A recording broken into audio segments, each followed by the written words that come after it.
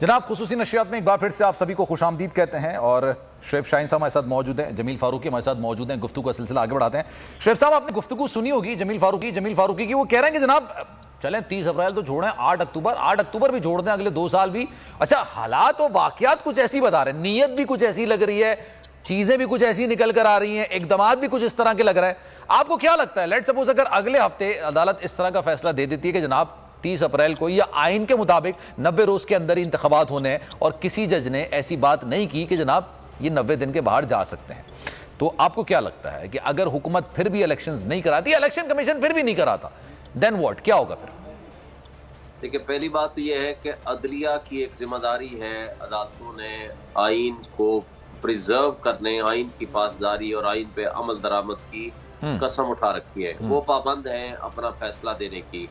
और मेरा नहीं ख्याल कि अंडर आर्टिकल 189, 190 किसी में जुर्रत है या किसी एग्जीक्यूटिव अथॉरिटी में कि वो आइन के जो ताबे हैं कि वो कहें, इनकार कर दें कि हम इलेक्शन नहीं कराते।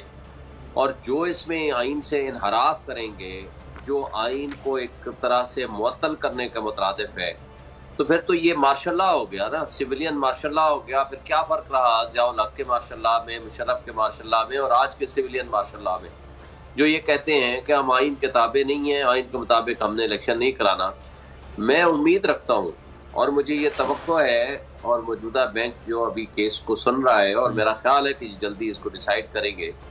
देखिए, कौन वो शख्स होगा जो ये कहेगा कि नजरिया ज़रूरत को मैं जिंदा करके जस्टिस मुनीर की रूह के साथ मेरी जो उनकी तारीख है वो लिखी जाए। लेकिन सर आप कानून को ज्यादा बेहतर तरीके से जानते हैं, लेकिन मैं एक मिसाल आपके सामने रख देता हूं, आप बताइएगा कि ये रेलेवेंट है या नहीं है। यूसुफ रजा गिलानी साहब वजीर आजम थे, चीफ जस्टिस साहब के सामने वो आते थे, वो कहते थे भाई आप स्विस हुकाम को खत लिखें, वो कहते हैं मैं नहीं लिख सकता, या वो लैतुलाल कर रहे थे, आजकल मामला, आखिरकार उनको सजा मिल गई थी। सर वो भी तो हुक्म अदूली नहीं कर रहे थे ना, आपने क्या? देखिए, वो हुक्मतुली कर रहे थे तो उनको उसकी सजा भी मिली। दूसरे, आप देखें, सुप्रीम कोर्ट ने आइन के ताबे इलेक्शन को कराना है। कासिम सूरी की रूलिंग के खिलाफ जब रात को 12 बजे तक वो फाइनलाइज नहीं हुआ तो अदालतें भी उन्होंने खोल दी और प्रिजन वैन आ गई और पता नहीं क्या क्या हुआ।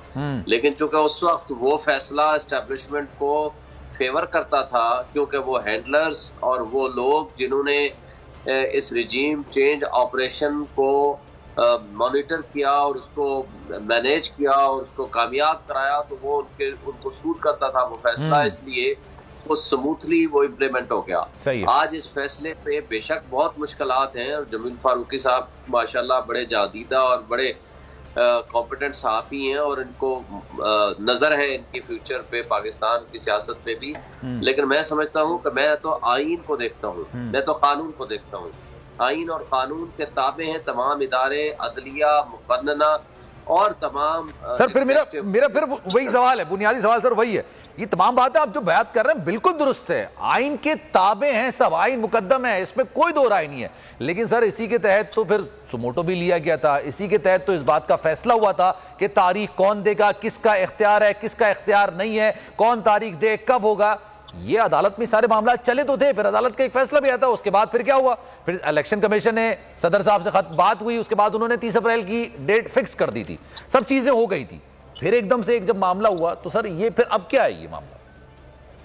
देखिए, मैं समझता हूँ कि ये बदकिस्मती है हमारे मुल्क की कि हमारे इदारे अगर इस तरीके से हरकतें करेंगे, क्योंकि अनकॉन्स्टिट्यूशनल एक्ट किया है इलेक्शन कमीशन ने, क्योंकि इलेक्शन कमीशन के पास कोई इख्तियार नहीं था। 2 महीने तो यही कहते रहे कि हमारे पास कोई इख्तियार नहीं है तारीख देने का, और जो प्रेसिडेंट ऑफ पाकिस्तान ने अंडर सेक्शन 57 सबसेक्शन 1 के तहत तारीख दे दी, उसको चेंज करने का इलेक्शन कमीशन के पास तो कोई इख्तियार नहीं था। और वो भी नहीं कि 2 दिन 4 दिन हफ्ते की तारीख चेंज की हो, और प्रेसिडेंट से पूछा भी नहीं और उनसे कंसल्ट भी नहीं किया, उन्होंने कहा जी उसको इन्फॉर्म कर दिया जाएगा, और आज तक 6 महीने बाद की तारीख डाल दी। तो बात यह है कि, और फिर इस बात की जो जमील फारूकी साहब कह रहे हैं, अगर ये प्रेसिडेंट सेट हो जाता है कि 90 डेज में इलेक्शन नहीं होने, जो 9 महीने बाद होने हैं, तो 9 महीने बाद भी नहीं होंगे, फिर 1 साल 9 महीने बाद होंगे, फिर 2 साल बाद होंगे, फिर 4 साल बाद होंगे। इस बात की फिर तो कोई गारंटी नहीं है कि इलेक्शन होंगे। देखें, और आज इलेक्शन से भागने की सिर्फ एक वजह है कि जी इमरान खान इलेक्शन जीत जाएगा। भाई, आइन पे अमल दरामद का सवाल है। मेरा नहीं ख्याल कि इस वक्त जो बेंच है वो इस तरह टॉलरेट करेगा या जुडिशियल रेस्ट्रेंट का मुजाहरा करेगा।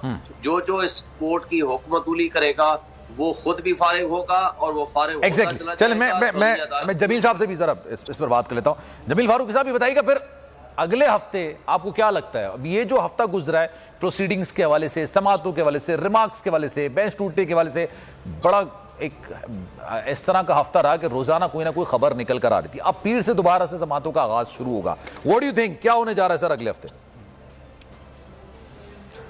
सलमान, वो हाथ उलझे हुए